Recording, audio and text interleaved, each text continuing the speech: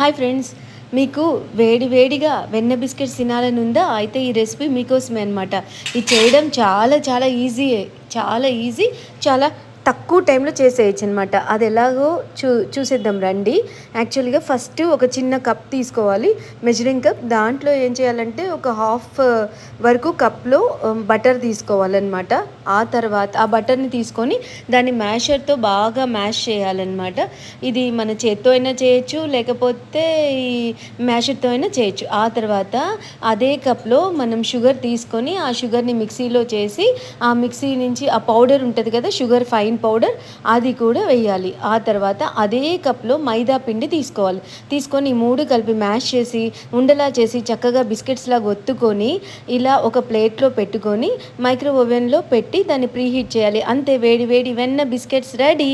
మీకు నచ్చితే లైక్ చేయండి, షేర్ చేయండి, సబ్స్క్రైబ్ చేయండి.